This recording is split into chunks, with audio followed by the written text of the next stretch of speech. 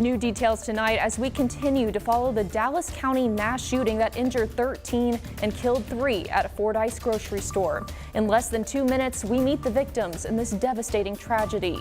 Plus, a closer look at the man police say is responsible for turning a small Arkansas community upside down in a matter of minutes. Everything we know about the suspected gunman just ahead. And in the wake of senseless violence, who should impacted first responders and families turn to for help? We have your guide to mental health resources. Hello and thanks for joining us tonight at 6. I'm Brooke Buckner. We are still closely following developments in yesterday's mass shooting in Fordyce. Tonight, we've been working to learn more about the man who police say is responsible and the victims and families left behind in this senseless act of violence. Police are naming the person on your screen, 44-year-old Travis Posey, as the suspect. He's in police custody tonight in the Ouachita County Jail, facing multiple charges after more than a dozen people were shot and injured, including police. 3 families are mourning their loved ones tonight as a result of his actions. Right now, he's looking at 3 charges of capital murder with additional charges pending. ASP tells us the shooter's first appearance is expected to be Monday. Police are still working to try and figure out the motive behind this tragic event. Here's a closer look at what we know right now. Arkansas State Police were called to the Mad Butcher in Fordyce around 11:30 Friday morning. 13 people were shot at that grocery store, and the numbers can be a bit confusing, so we're breaking that down for you. Of those 13 people, 3 have died from their injuries. Out of that total of 13, 2 of the people injured are police officers, and they are expected to recover.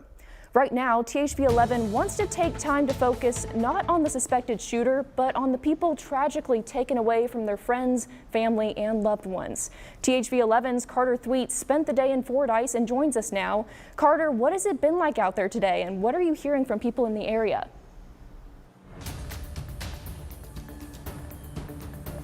Well, Brooke, it is a sad scene here in Fordyce. It's a small, tight-knit community, and it really does feel like everyone knows everyone. One of the things that's been shocking to me today is meeting the families of victims who also know the shooter and his family. It's unbelievable, and it makes it all the more tragic because it feels like everybody knows someone or has a story about someone who was impacted by this tragedy. There is a small blessing in that, and it's that this community is really able to support each other in the wake of this. We've seen memorials. There's one here at the Mad Butcher grocery store where this took place. There's also a sign here at the Mad Butcher that says, "Pray for Fordyce," and that really sums up the city's response to this shooting. It's a city that feels more like a family, praying for, thinking of, and loving on each other. One person who symbolizes that perfectly is Angela Ashley. Angela is the daughter of Shirley Taylor, who was killed in yesterday's shooting. I had the chance to speak with her today, and she told me that while she's understandably struggling through a lot of emotions, she's praying for the family of the shooter. There's no words. She was my best friend. She was our family rock.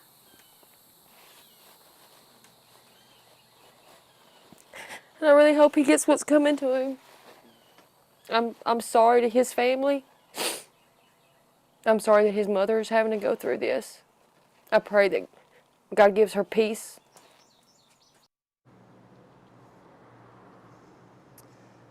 And we will have more of that interview with Angela Ashley tonight at 10. Invite you to tune in for that. It is hard to find the words after talking to her and having that conversation with her, but I do admire her bravery and her family's bravery in sharing their story. I was able to speak with all of them, and it's unbelievable. And so again, I invite you to tune in for that interview at 10. But for now, live from Fordyce, Carter Thweet, THV 11 News. All right, thank you, Carter. THV 11 is also in contact with the family of another victim in yesterday's tragedy. 23-year-old Callie Weems is another one of the 3 people who were killed in yesterday's mass shooting. We spoke with Callie's mother, Helen, who confirmed that her daughter was killed while grocery shopping at Mad Butcher. Callie leaves behind her 10-month-old daughter. Callie's mom tells us her daughter worked as a licensed practical nurse at the Dallas County Medical Center. We'll learn more about Callie Weems and her legacy tonight at 10. In the wake of something as tragic as what happened yesterday in Fordyce, the mental health of everyone involved is a top concern. FBI Special Agent Tim Gallagher says this is a big concern for the departments that responded to the scene. The departments of those who respond to these scenes have been very good about rendering mental health care to those first responders, whether they be law enforcement or victim specialists, you're being exposed to the worst of humanity, right? You're there to help, but you're a human being as well, and it's going to impact you. And the departments and law enforcement in general has gotten so much better at treating those who put themselves on the line. Mental health is also a big concern for those in the community. The Dallas County Medical Center is offering mental health help in the wake of this tragedy. On site at DCMC's Stepping Stones building, they will have mental health providers and local faith-based leaders there for support. The community can use these mental health services Sunday from 1:30 p.m. to 3:30 p.m. and Monday from 8 a.m. to 4 p.m. If you can't make it in person, this all applies to telehealth as well. You can visit the Dallas County Medical Center's Facebook for that telehealth link. Well, hello again. Happy Saturday. I hope you've been enjoying the weekend regardless of the heat. I know it's been a hot one across central Arkansas thanks to the clear skies. We got an area of high pressure just to our south sitting along the Mississippi River at the Mississippi-Louisiana border, but the few clouds we've seen throughout the day have dissipated. So as we continue through the evening, we're going to see more of those clear to mostly clear skies. Feels like temperatures across central Arkansas, a few places still feeling like we're in the triple digits. Searcy right now with a feels like of 104, Pine Bluff with a feels like of 101, Camden a little to the south feeling like 103, currently feeling like 98 in the capital city. And again, as we continue through the evening, we're going to see pretty clear skies, but temperatures won't be falling off too much. We're really looking to only get into the 70s overnight, and then tomorrow we're going to rinse and repeat with more of that heat. And we also have that first heat advisory of the summer coming up tomorrow. We'll talk more about the details and how long this dangerous heat might stick around in that 7-day outlook, so make sure you stick around. Thanks, Simone. Nearly a third of Americans are under heat alerts this weekend as scorching temperatures bake the nation. Christian Benavides reports on how cities are coping with the heat. In Washington, D.C., tourists are taking in the sights while looking for ways to cool off.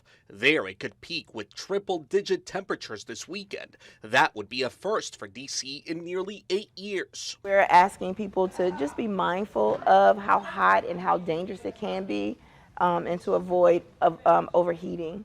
It's been a brutally hot start to the summer. It's hot out here. It's real hot.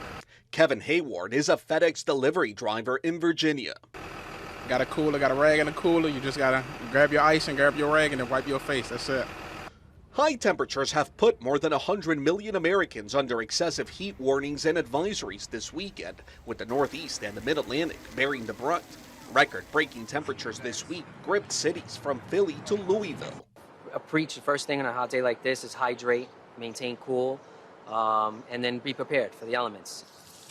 In New York, fire hydrants were opened as a way for people to cool off. The heat also disrupted train travel at Penn Station. Unprecedented temperatures in Maine caused ER visits to surge, with nearly 80 heat-related illnesses reported.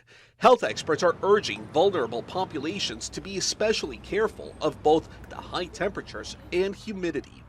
Christian Benavides, CBS News. Forecasters say the heat index in Washington, D.C. could approach 110 degrees this weekend. Now to a THP 11 update. Murder suspect Stacey Lee Drake is being extradited to Sequoyah County to face double murder charges. Drake was just booked into the county jail 3 hours ago. Sequoyah County Sheriff's deputies drove about 2 hours to Morrilton to pick him up and bring him back. The trip to Oklahoma came after he appeared in Conway County Court Friday morning. He arrived at the Sequoyah County Detention Center at about 1:30 Friday afternoon with his hands and feet shackled. Our sister station in Northwest Arkansas had cameras in the courtroom when he got there. Do you have anything to say to the families? No response there from Drake. He faces 3 charges in Sequoyah County. He's also charged with the murder of a man in Tuscaloosa, Alabama, and he's the suspect in an El Reno homicide. Charges there have yet to be filed.